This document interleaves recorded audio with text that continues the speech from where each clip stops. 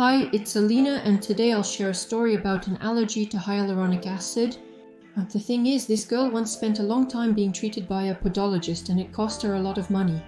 She was trying to cure her onycholysis, which in fact turned out to be a result of an allergy. And now I'm showing you a recurrence of this allergy. That is, she came in with a coating that was about 10 days old, and it turned out that she had a lot of pain, itching, and the skin around her nails was also peeling. Now I'm showing you what it looks like specifically under the coating. It's very important to be able to recognize this and not think that it's just some kind of cuticle that suddenly grew out and is acting up, even though it looks very similar to a cuticle. But the thing is, in fact, the cuticle isn't really attached to the nail there. That is, it's actually separated. But this thin layer of skin, which is basically, yes, in principle, a pterygium, but generally speaking, it shouldn't really be there, of course. There shouldn't be this kind of ragged edge like what we ended up with. And today I'll show you how I removed these nails and prepared them for further restoration. And by the way, we successfully grew out and restored these nails in about 6 months, which I showed in one of my recent videos, where we covered them with a thin layer of base, a thin layer of color, and a thin layer of top coat. That is, without leveling, without any highlights, and against all the rules.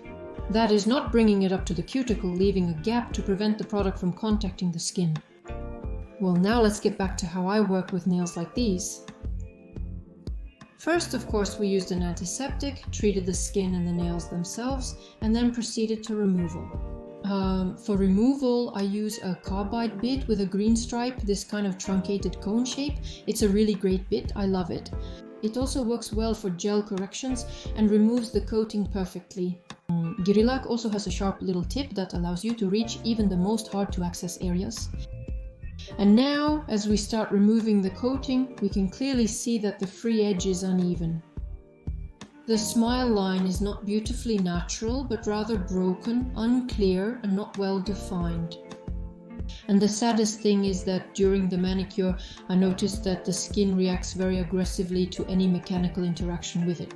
That is, it started turning red just from simply being pushed back.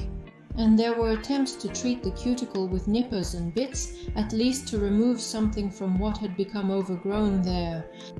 But unfortunately, this didn't lead to anything good, and in the end the skin just became completely red. I only did this manicure on one hand, not even touching the other. So in the end I just removed the free edge, very carefully filed the nails, because even the effect of the nail file was unpleasant. A flap of skin has come off for her. It was like this everywhere under her nails. We can already see the condition of the nails now, when, let's say, the acute phase has passed for her. But nevertheless, all of this will still take quite a long time to heal. As much as I could, I cut all of this off with nippers. I mean cuticle nippers, cuticle scissors. Unfortunately, we lacked the technical ability to sand it down, as many would likely suggest now. Because, I'll say it again, the skin reacted very badly to any kind of mechanical interaction with it. That's why we didn't finish the manicure completely. I only cut off everything that was sticking out, everything that could be removed, and I prescribed her some care, restorative and regenerating products, and then sent her home. Also, this girl was under my personal supervision, and every day she sent me photos of the condition of her nails, which of course I also kept in my archive. At the very end of the video, I'll show you how it all happened. That is, initially the damage seemed minor, but during the regrowth process I could clearly see this part of the nail, which was eventually under the coating, and it turned yellow, detached, and we kept removing it and restoring it. And literally in just a few months, we were able to bring the nails back to life, meaning they completely grew out and returned to a good condition, so now they look absolutely healthy. Nothing was itchy, nothing was peeling. Oh, by the way, naturally, as irony would have it, this whole situation happened during the pandemic and the period right after the pandemic. At least in our city, when everyone was required to work in gloves, and the girl works in a showroom, in a clothing store, working with people. She was forced to constantly wear a mask and gloves, which she was allergic to. The gloves were latex, causing an allergic reaction. Latex gloves are statistically more likely to cause allergies compared to nitrile gloves, which I typically use. You also need to be careful here. Of course, there were multiple factors involved. The girl herself is allergic, meaning she has allergies to dust, plants, animals, and maybe some other things as well. Well, in general, it's a whole bouquet of allergies. That also impacts the situation. I also want to note that all these allergic reactions on the nails are just a consequence. Very often you have to look for the cause elsewhere. That is, yes, I can help all this heal, I can help restore it. But unfortunately, I can't protect you from this allergy recurring because I'm only dealing with the consequences. That's exactly what happened to us, a repeated allergic reaction. I've already posted a video about it, I'll link to it. As mentioned earlier, we applied a thin layer to her nails, which are now fully restored. After the test, everything is fine. But she wore them for 2 weeks, and today she came to me and removed the coating for her and refused to apply it again. If everything had gone as planned, we would have done some awesome nails with her today. With good structure, with strengthening, with everything, so she could have worn them successfully for a month. But unfortunately, after removing it, I noticed that the free edge became uneven again. On 2 nails there were signs of tiny broken capillaries.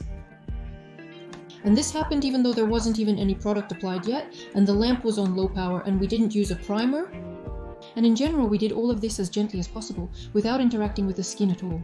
Still, the skin under the nail has begun to peel slightly, which is also visible.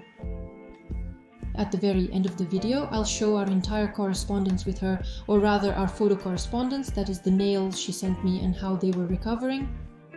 And I'll finish all this with a photo of what I saw today. And once again, she and I decided to switch to treatment with growth stimulants. And I also advised her to see a doctor and start by getting some tests done. It's still necessary to find out exactly what she's allergic to right now and to deal with it at the level of traditional medicine. Dermatologists and allergists usually prescribe treatments, but that's not my area of expertise. But in any case, at the very least, she needs to drink more water. By the way, she actually doesn't drink enough of it. For people with allergies, that's a crucial factor.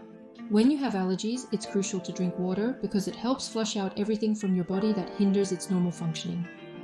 The video shows my unsuccessful efforts to give her a manicure. As you can see, the skin is behaving inadequately, it doesn't respond at all, and unfortunately, nothing helped here. By the way, she also has moist skin. Today I gave her this kind of manicure and treated it with talcum powder. This nail, it seems like everything turned out pretty well, but still the result isn't clean. Unfortunately, there is no technical possibility to buff it again. The skin turns red immediately. It's better to leave it unfinished than redo it. Unfortunately, that's the situation. And alas, I'm afraid this is where my influence ends, and I can't help her with anything. And I'm showing you all this so that you understand that unfortunately such cases also occur in our practice. It's one thing when you have a client with a burn from an aggressive base, you file it down and then successfully cover it. Or let's say in that case with the girl as well, I'll leave a link now where she had a serious chemical burn. There, it's also a combination of factors. During her visit to the factory, she wore latex gloves and experienced an unpleasant incident. There, with an unfortunate choice, she wasn't even a master. Be sure to watch the 2 existing videos about this onycholysis as they show good progress. But nevertheless, sometimes one day you'll get a client whom you just can't help no matter how much you want to. I noticed her distress today and her desire for me to do her nails. However, I pointed out that if I obliged, we would find ourselves back where we began. She sighed sadly and said, well, yeah, maybe it's better not to do it today. Thank God she understood me and didn't get offended. We agreed that she would go to the doctor. In any case, we will keep meeting with her, continue with the cleaning, and do additional treatments if necessary. I'm also constantly in touch with her. For clients like this, maintain constant communication. We text weekly, sharing photos. I review them and determine if she should visit. Also, please share in the comments if you've had similar client experiences. When you were restoring all this, comparing things, did it all end up the same way it started?